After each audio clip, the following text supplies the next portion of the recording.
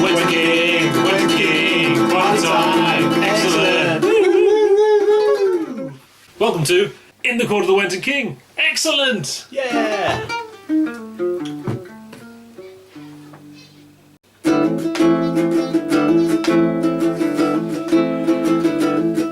This sounds kind of familiar. That sounds a bit more new. Wenton King is gonna do a review of an album that we couldn't do. So we're gonna review it like this and just sing the song.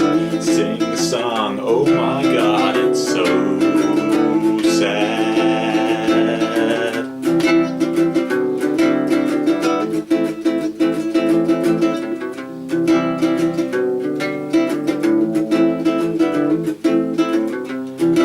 Do you want me to do some more words?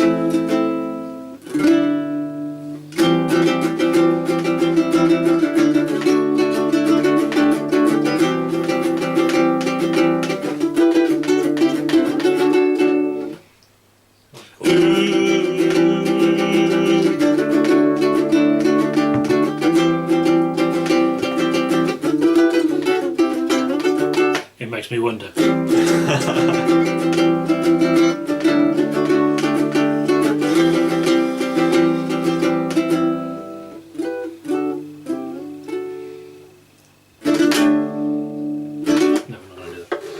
As we wind on down the road, shadows, on the souls, the Wenton King, something.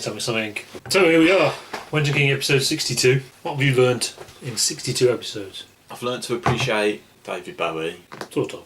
Not.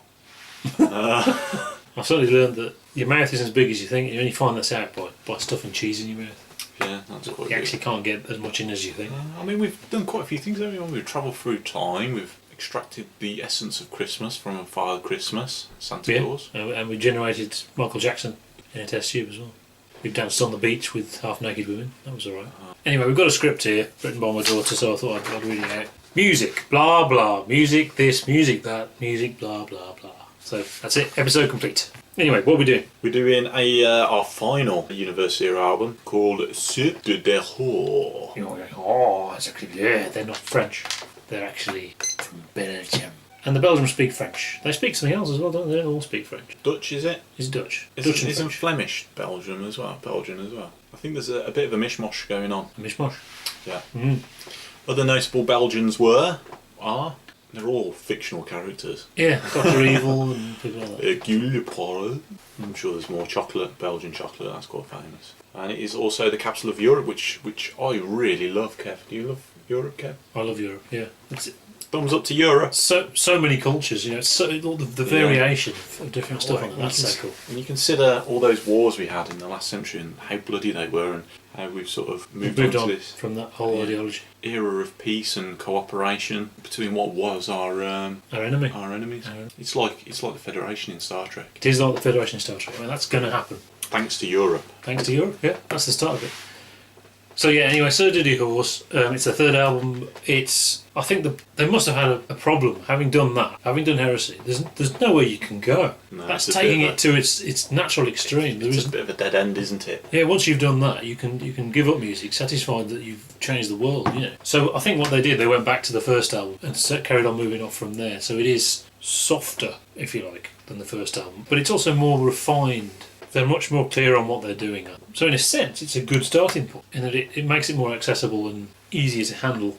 Yeah, it's not so relentless, is it, in the gloom? It's more, there's more variety of things going on, which prog heads will appreciate, I think. Yeah. But if you're really into gloom and darkness and sadness, being frightened, then this would be considered a step backwards. Yeah, but it's much more composed again. So that some of it is improvised, soundy stuff, but a lot of it is composed. And the first track is called Dense, but the whole thing is denser. There's much more composition, much more notes in one space, and it's written stuff rather than improvised stuff. A lot more. But I think compared to the first album, it's much more neoclassical and less rock, much more chamber. I can't quite explain what it is, but it is less rock. That's not necessarily a bad thing, but in a sense it's something slightly less exciting about it. The guitarist has left, so what did they do? They just carried on without a guitarist.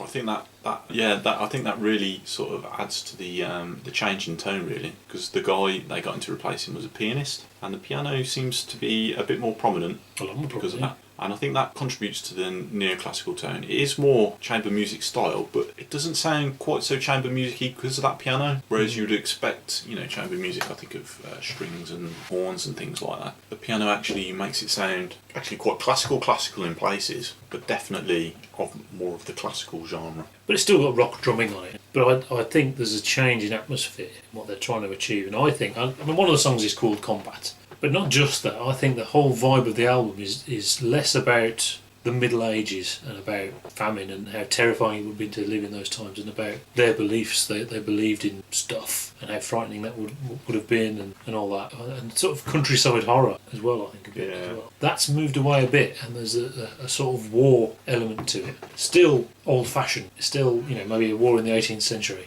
It is sort of largely acoustic instruments, so that would contribute to the sort of old sound of it. Yeah. But they do actually inject a bit of modernism in there with the drumming, and they're sort of using a couple of sound effects samples in there, which is quite interesting. Well, it's the mellotron. There's loads of mellotron on it, which obviously the mellotron was on the other albums, but it was nowhere near to the fore. So again, more predictable, more proggy, actually, in a way, in terms of sound. The question is, are they moving forward? Do you think they're moving forward? But it's sort of like 2 steps back and then forward a little bit. So it's sort of Heresy's gone. Yeah, we've done Heresy. We've covered the End of Days, and now we're going back to the first one, 1313, and sort of developing that. It's like they're developing that again. They haven't gone back. They've gone sideways or moved into a different dimension. Yeah, the title, I think, I've tried to translate the title, having done 7 years of French at school. Obviously, we're both experts on French. Belgian. I think it means the people outside, the outsiders,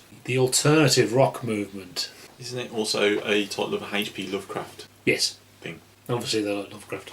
Track 1. Dense or dense. Dense. It is very dense, yes. I think this is one of their best songs. It's catchy. It's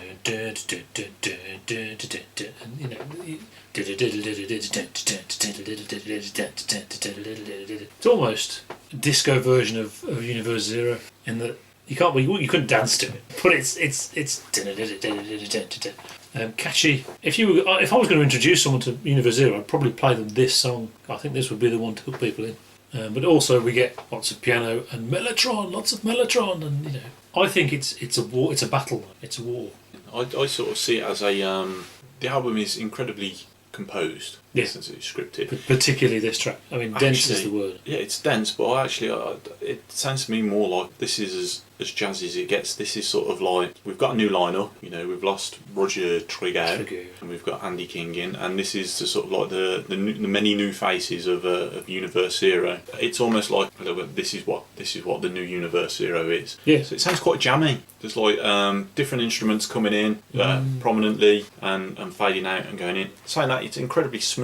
And that's the great thing about Univers Zero, because it's so composed. The transitions between sections are very good. Rather than the next person steps up and goes and ruins the sound. I mean, that's quite a rock approach to it. You think Genesis, Supper's Ready, they have very short music sections. Go from one to the other, one to the other, one to the other. But this is almost unnoticeable. It's very, very well written. It's very cohesive. It slows down after 5 minutes and becomes. We're starting to get to familiar emotions, which is nice, because because you could listen to that and think, oh my god, they've changed everything, because it is kind of upbeat. I mean, especially after Heresy, it is much more much more.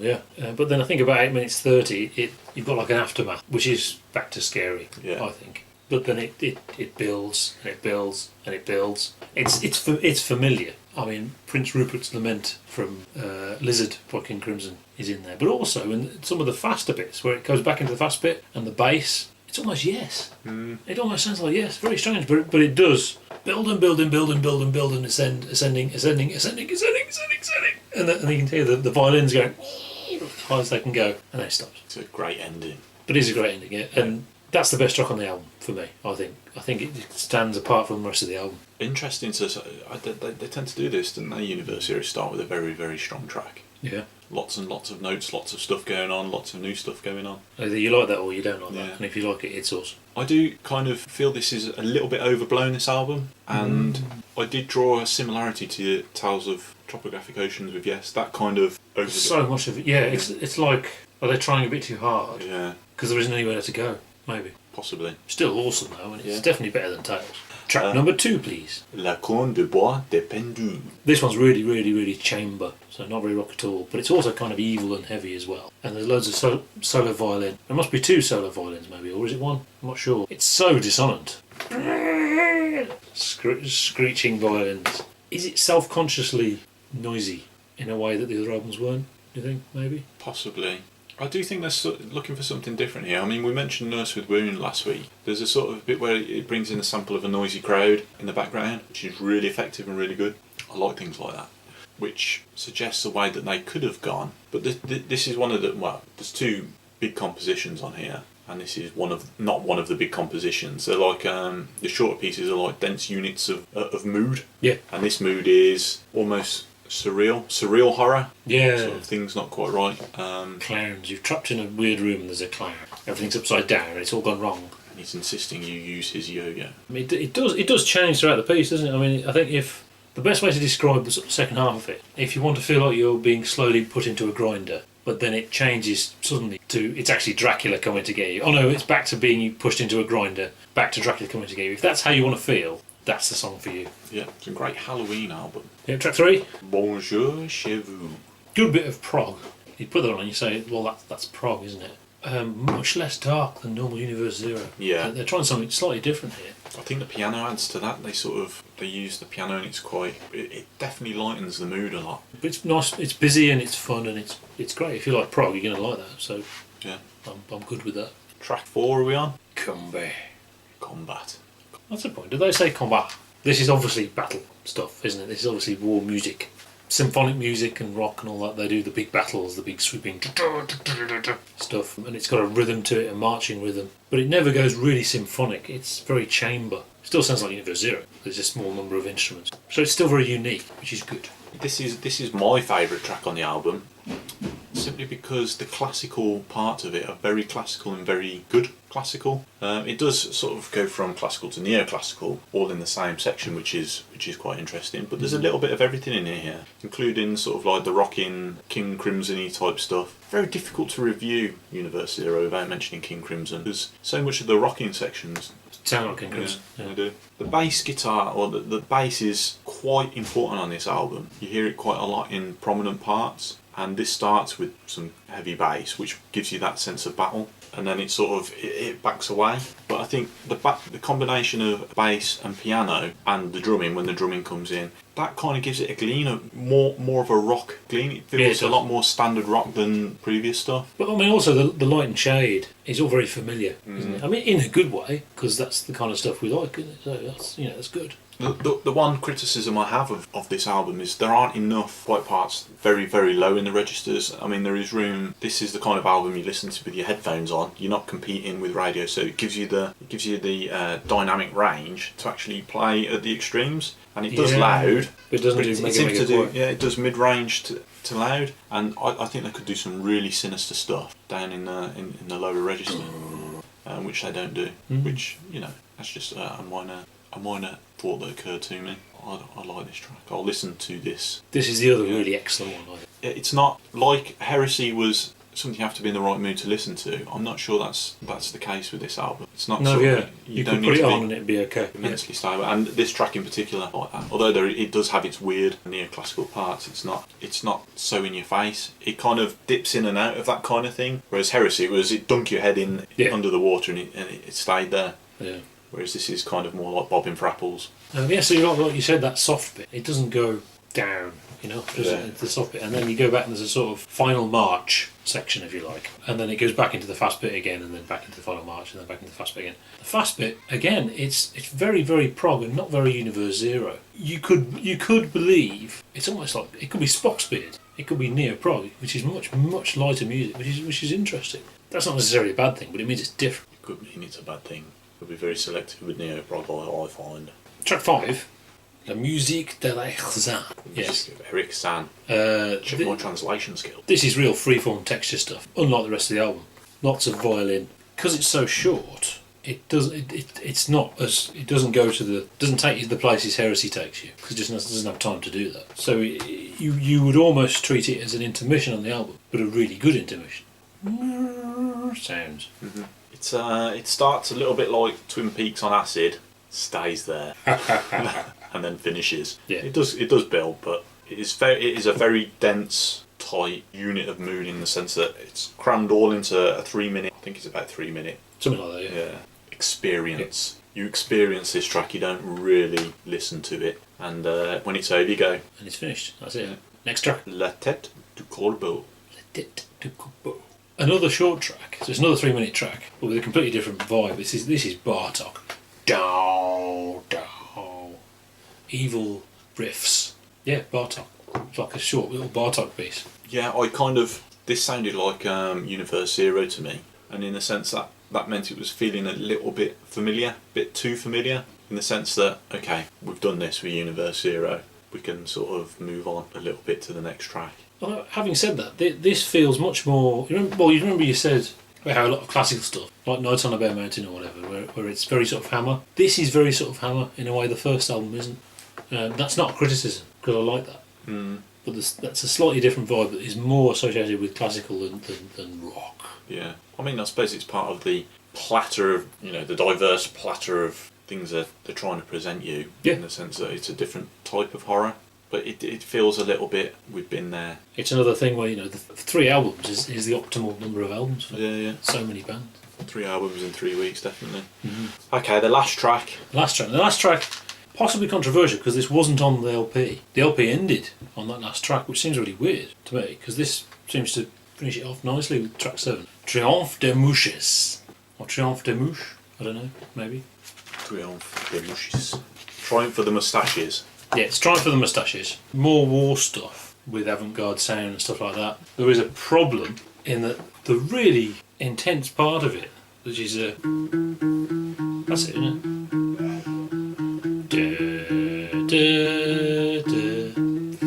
I can't play it. Sing it. Black Sabbath, man.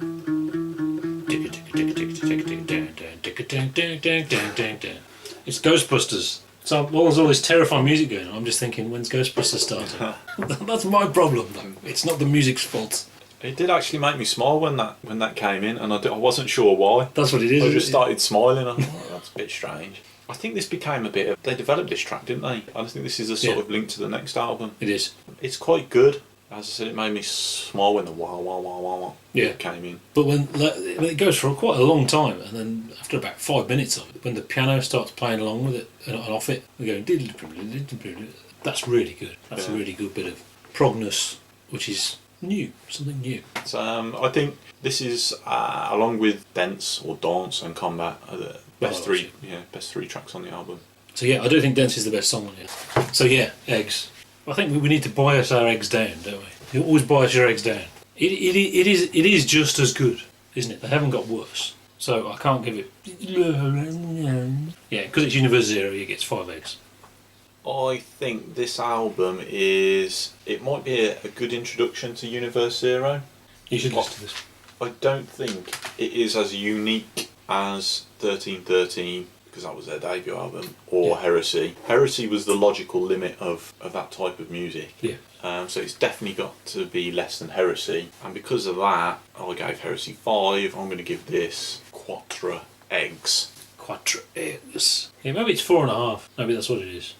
So anyway, thank you very much. That's Univers Zero. We like Univers Zero. They're good, yes. That was where we briefly went back to our original plans, where we finished on Camel. But next week we'll be back to our long list of requests. It's a long list with Emerson, Lake, and Palmer. Bye.